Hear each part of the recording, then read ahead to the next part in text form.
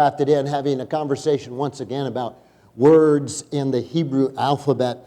Jordan, it's really been fun over the past broadcast to be talking about the different letters in the Hebrew alphabet and what they mean and the richness of Hebrew words. You know, so often when we come and we start reading the New Testament as Christians, we're missing the legacy of the past. The early believers in Yeshua, when Paul would... I never got the scriptures up that we were supposed to be reading. And Jordan has no scriptures, so I don't know what she was going to talk about. And I just realized I had the references. I never brought any of them up. Chew them up, bring them up. Okay. You can pause. Do you have them? Pause? What do you need to pause for? Oh, do I need those? I don't need those. Yeah, you do. No, you can read them and then I'll comment on them. But I didn't know if you wanted to read all of them. Those You want me to see what they are yes. first? They're in Hebrew. No, they're not. It says Shomer over the Derek Hashem. Do y'all know what that means? Shomer over the Derek Hashem. See? I mean, looks like it's English, but it isn't. Shomer over the Derek Hashem. You know, derrick, isn't that a thing you drill oil with? No. And a derrick hangs there, so it must be a Derek Hashem. Is that the name of the derrick? You know it. But I don't know what Shomer the derrick is. That's what we're talking about? Shomer the Lev. Okay, anyway, you can read those as we go. Stretch. Just like you talk in between and let me know when you want me to look up the next verse. Oh, okay, I can do that.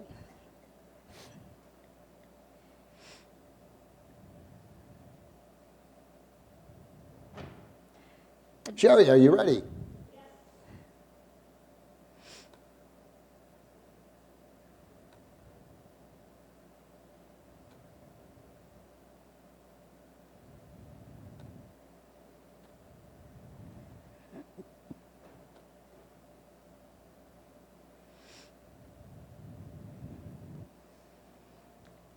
Modern technology, we can do these things.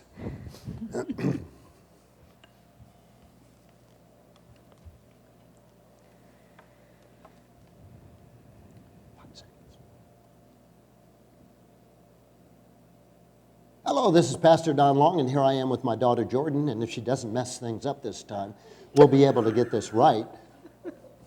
Dad! I couldn't resist it.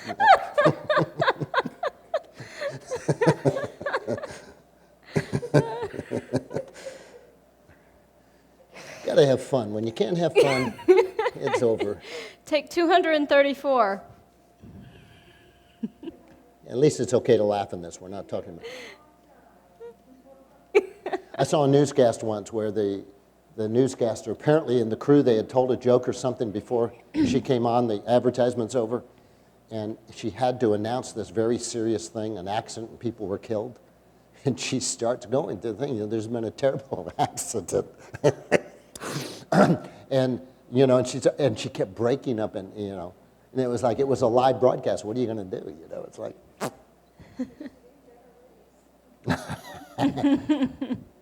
Hey, that could sober her up real quick. All right, for real this time.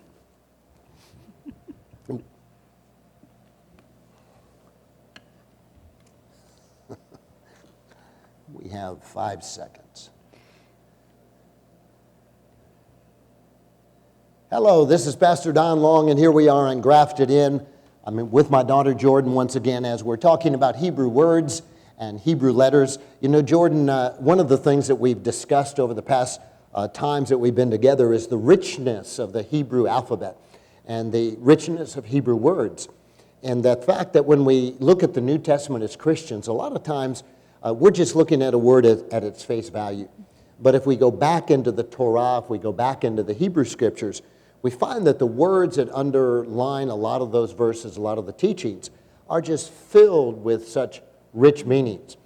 We can grab just the surface, but we don't really get deeper into it. And the rabbis, for years, have taught that letters and words have meaning, that we can begin to explore and find the ramifications of that, and it just opens up the wonder of who God is and his relationship with us.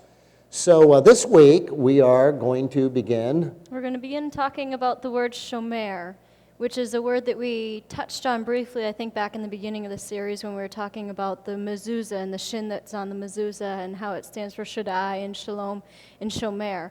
But we really wanted to come back to the Shomer because it's such a significant throughout Scripture. It carries great significance. I remember when we were in Israel, we sang a song that had the word Shomer in it, and our guide, who is obviously Jewish, at that point he was so excited. Here's this busload of Christian Gentiles, and we're singing in Hebrew a song.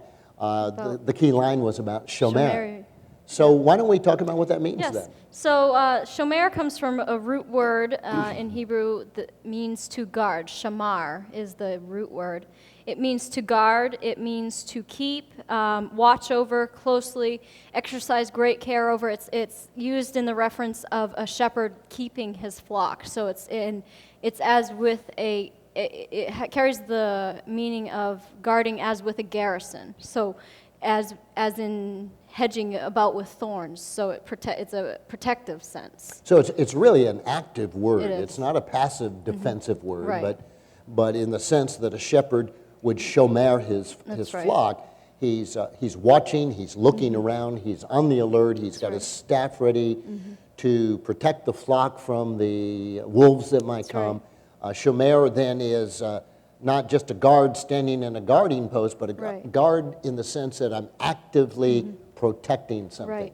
It's used in Isaiah where it talks about, I've set watchmen on your walls, O Jerusalem. That word watchman there is shomrim, which is the plural form of shomer. So it's used in the sense of guarding and watchman. It can be used as a bodyguard.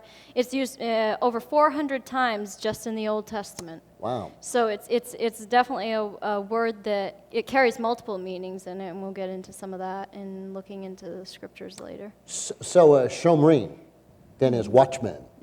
And so the shomrim are people who are about the business of shomer, of guarding. Guarding. And that word guard then comes into the watchman. So that biblical passage again that's talking about the fact that God appoints us as watchmen is not like we're spying, not like we're watching. Or passively standing by, right. It's more of an active, I'm watching in a protective sense. I'm a watchman on the wall who has obligations to sound the alarm or whatever. Right. And as a matter of fact, I think it's in Leviticus or somewhere in the Torah where it speaks of the duty of the watchman, and it talks about how they're under an obligation, and the violation if they fall asleep at their post, if they fail to keep the shomer of the watchman, if they fail to stand guard, it's worthy of death.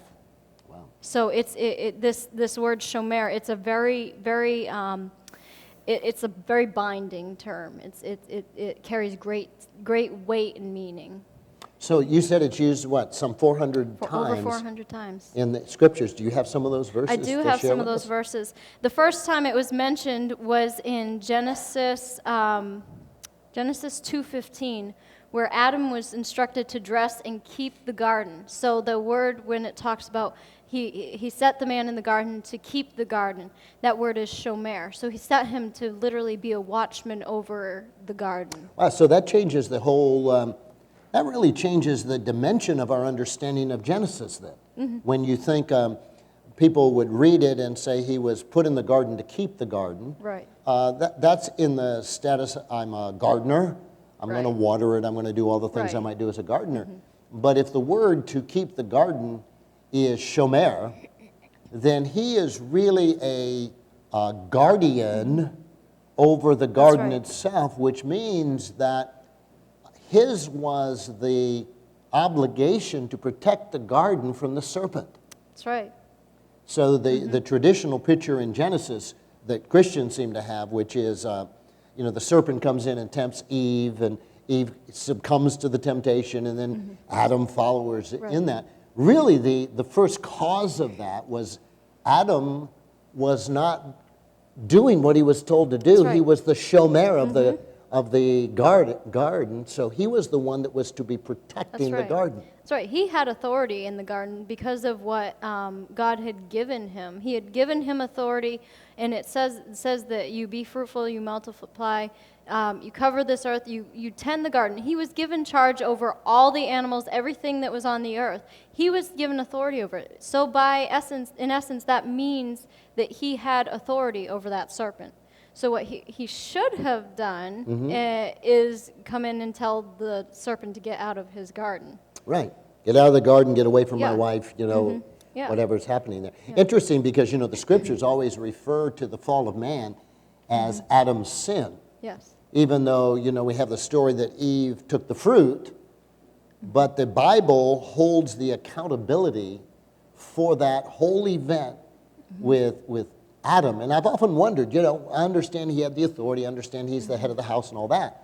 But now when you look at the word, that he was told that he was to shomer the garden. That's right.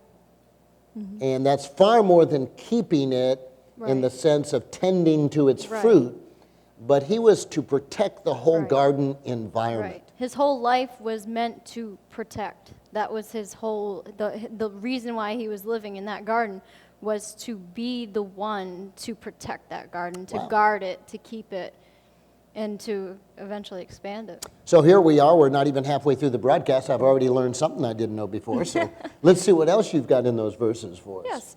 The next verse that it talks about that is in Genesis 3:24, which is after they were removed from the Garden of Eden, and the angel was set to guard the way to the tree of life. So that word guard again is shomer.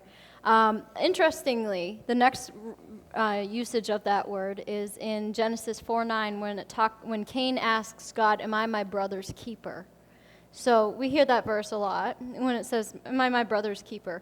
But it doesn't carry this. If we don't know the Hebrew behind it, we don't know how significant it is. So he was literally saying, "Am I to be the shomer over my brother?" Wow. So if we look at it in that sense, and the answer should be yes, we are to be. That gives us a sense of responsibility not only over our own lives, but over our brothers, over our sisters, to help them. But it's the word shomer. So again, shomer meaning to guard in that sense that I'm not just the keeper of my brother, my brother's keeper. I provide him food, I provide him a house. I'm to provide things for him, as much as also I'm a guardian for him. That's right. I am to protect him from influences that might come into his life. In that specific case, of course, he's saying, where is your brother? He says, well, what do you think I am, my brother's keeper? Well, the implication is you should know where your brother is. Right. So when we use the word shomer, we're talking about a very alert guardian. Oh, yes. Where I know the condition and the whereabouts of those that are my responsibility to guard. Be that, again, animals, I'm guarding the sheep, or in terms of people, I'm a guardian for my brother in that sense. And it is used again in the Bible when it talks about the prophets ministry and how they're to be shomer over the people. And again, with shepherds of a flock, they're to be shomer over. And again, that's a very active sense. They're not just watching passively as something comes to get the sheep. They're going to take action against it. So it requires every bit of their being alert to what's going on around. So when we look at the word shomer, when we look at being a guard, you're obviously guarding something that's valuable. In the terms of the angels that were stationed at the edge of the garden to guard it, that means they're protecting something in that garden from mankind getting back in. That's right. Man has gotten out here, and they've been expelled from the garden because there's something in the garden that man in a fallen state can't achieve. He's not allowed to have. And so the guard is protecting something inside. If we're on the outside, we want to know what's on the inside that's being protected. But also, if we're to be a guard of something, then we need to know the value of it. That's right. That's So, right. so for example, if I were to give you a rifle and say, okay, stand outside this building and protect it, and you don't have no idea what's in the building, then your concept of how far are you going to go to protect it is somewhat limited. Right. If what's in there are cardboard boxes, and a mob comes to take the cardboard boxes, you might quickly decide, let them have the boxes, I'm not going to risk Right. my life. If it's infants and people are coming to burn the building down or something, and there's children in the building, then your sense of responsibility Right. to protect and guard is changed. So in the New Testament, when Paul talks about guarding the faith that's within you, he's That's not right. talking about your religion. He's not talking about your denomination. Guard the faith within you doesn't mean, well, I'm a Catholic and so I protect my Catholicism, Right. or I'm a Baptist so I protect my beliefs. But the faith itself, because The without emunah. faith it's impossible to please Right. God. And we talked a couple of weeks ago about emunah That's right. and what emunah was. So when you are to shomer, the Right. emunah, if you don't understand what emunah is, you're not going to protect the faith. Right. Things are going to come in that erode your faith, and you don't even know it Right. because you're not aware of the essence and the value of the faith itself. You'll tolerate conversations, you'll tolerate wrong thinking, you'll tolerate things coming in your eye gate, ear gate that are absolutely destructive to the faith, but you don't know the faith. Right. You don't understand that. If you see how faith is the essence of your life, and now you put shomer with emunah, you've got a sense that I am protecting, guarding that emunah, that Right. faith. I'm going to be more Right. zealous for it. Oh, yeah. Or we could even do that with the other word we used was emet, Which is truth. truth. Right. If you understand biblical truth, then you can shomer the emet. You can be a guardian. That is a phrase in Hebrew that they use as well, that you're to be shomer of emet. Cool. That you're to be guardians of the truth, guardians of the word. Right. So if you know the value of the truth, then your zealousness toward protecting it is greatly Right. heightened. Definitely. Which is interesting when you look at the verses that talks about, there's many verses, for instance, Genesis 28:15, where it talks about, I will be with you, I will keep you wherever you go. That word keep, again, is shomer. So when you look at all these things that speak of how Abba is shomer over us, how he actively guards us and protects us, it goes right along with that, what you were just saying. It's far more than keeping, which is a passive word, Right. pretty much. But It goes hand in hand with the verse that says, "He will hide me in His sanctuary." That word "hide" is treasure.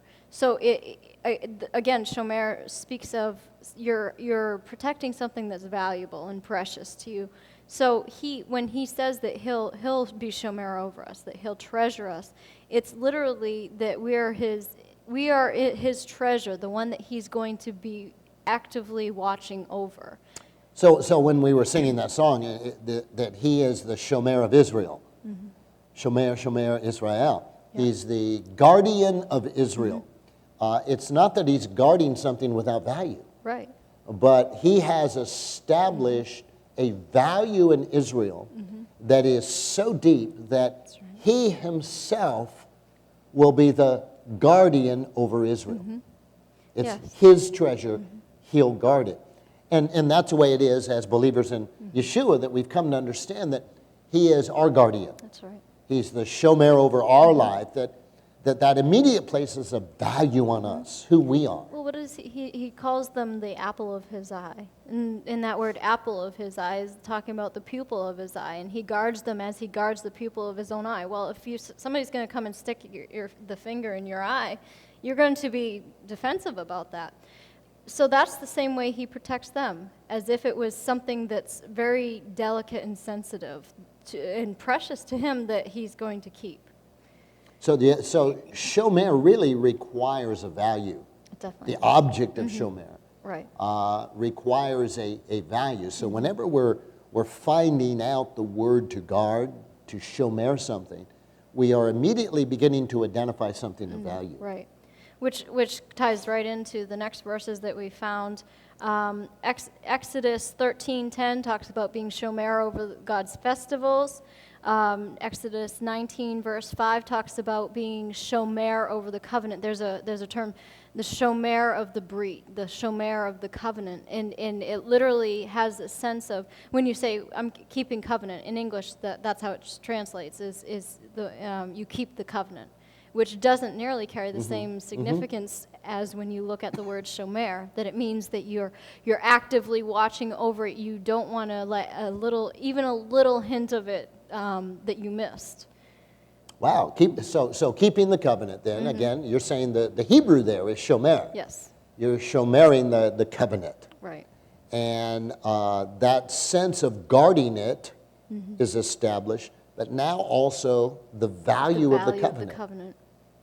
If it's not something that's valuable to you, you're not going to guard it with your life.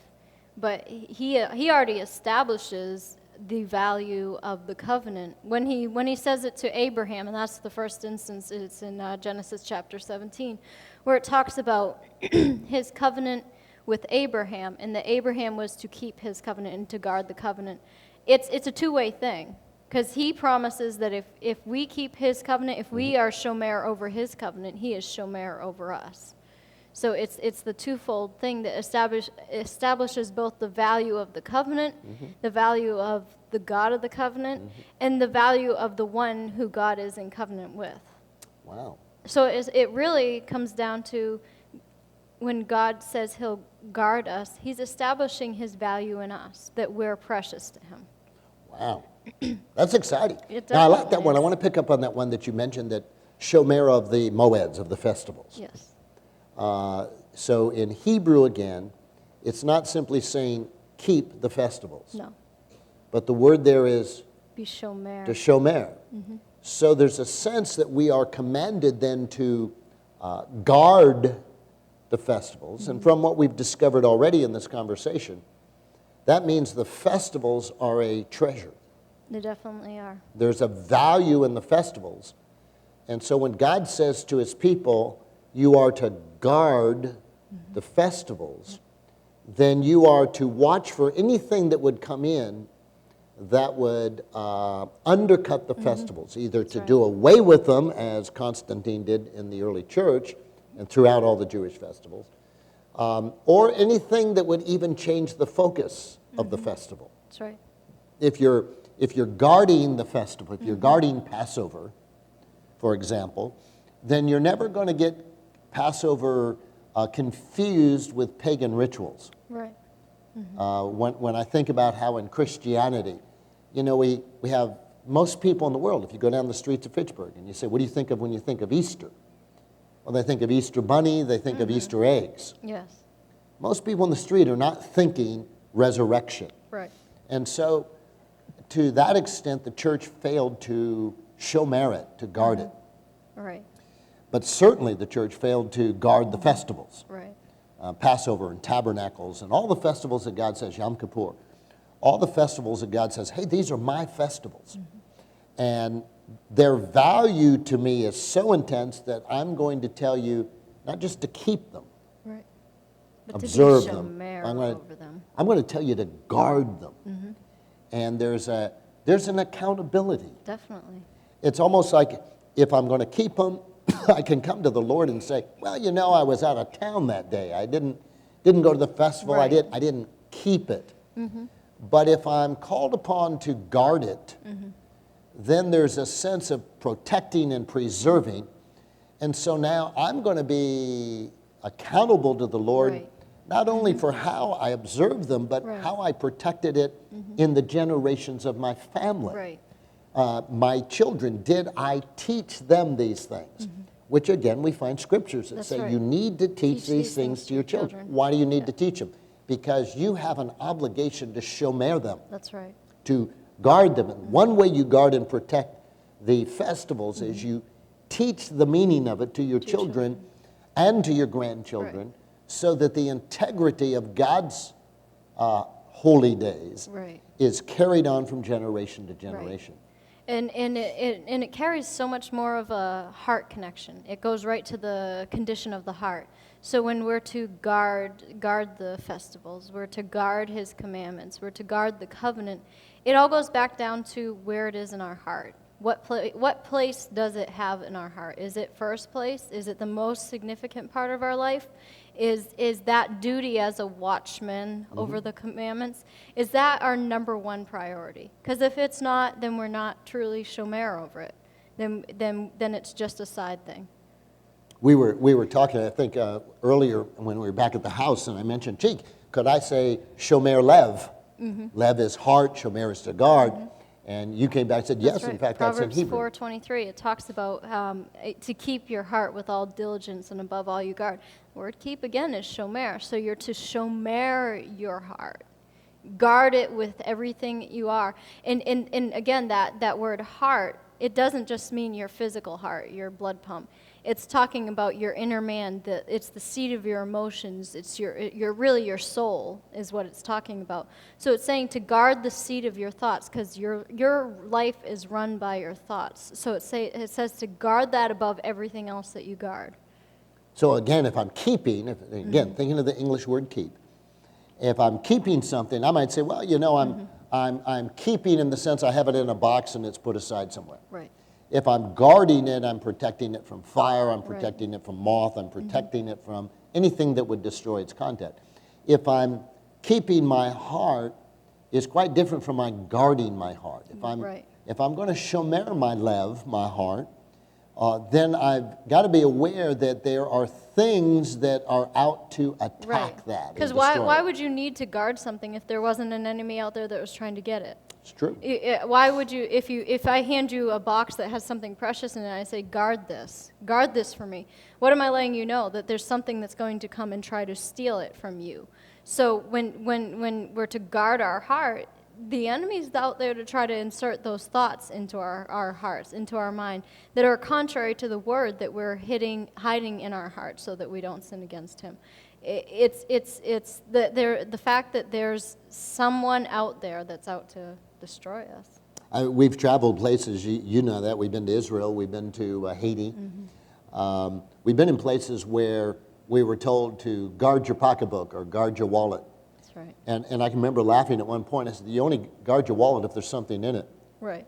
If I've only got $2 bills sitting in my wallet, I don't have my license, I don't have anything else, I'm not really uptight about, somebody might come up too close to me. Right. If I have $500 in my wallet, I'm very alert. And I can remember the first time in my life when I would have money that would be in the hundreds that I had to take from one place to the other.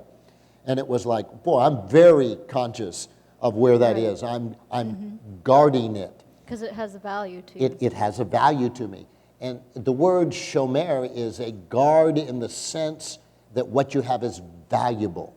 Whether you're guarding your lev, your heart, shomer your heart, whether you're a guardian over the festival, whether you're a guardian over the covenant.